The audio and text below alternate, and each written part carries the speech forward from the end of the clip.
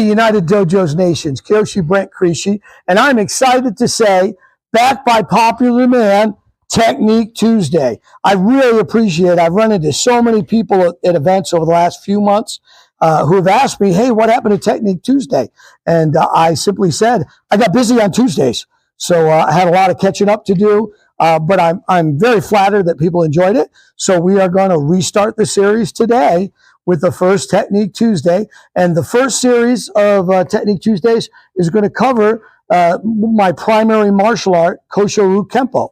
So the KOSHO RYU KEMPO family coat of arms, or the Mon, Shochikubai is the name, is right here. You'll see it at the center of the patch I'm not wearing. Senpai Jacob has his patch on.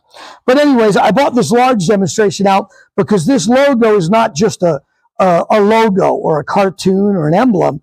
This is the art secretly passed down for generations. This art was created in 735 AD and by the Mitosi family, and this was their family crest. So we're going to cover first the hand postures. The name is Shochikubai. That refers to the pine, bamboo, and plum flower. But right now, we're going to talk about KIGAN, Kaishu, and Hoken. The first one, KIGAN, represents three different things when presented by a KOSHO RYU practitioner. The first is escaping arts. So that covers the escaping arts. The second is bone-breaking arts, the Shutos. And the third is a metaphysical, unity of mind, body, and spirit.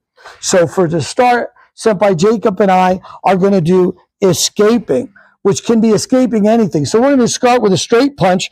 The idea is that he can't hit what's not there. Obviously, I'm a big proponent of blocking and controlling. But the first thing Mitosi would say, if a man comes to you as a coward, don't try to teach him how to fight. Teach him how to be a good coward.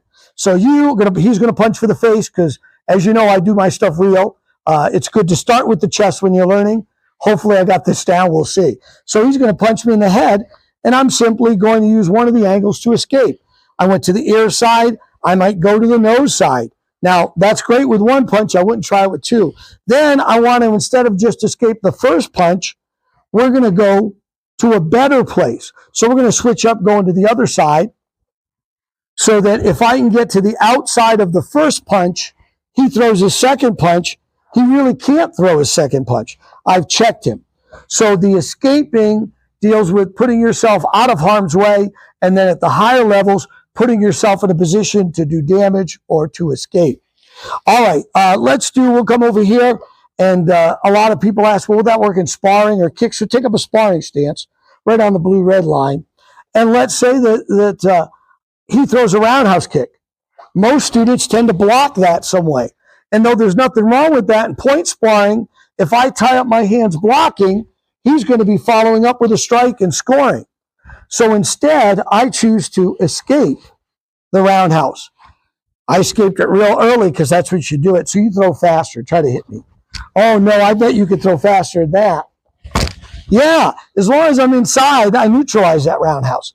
So escaping is really a huge category, a lot more than just stepping out of the way that some people think. So that'll get you started. Work on that escaping. That is KIGAN from the KOSHO RYU Mon Shochikubai.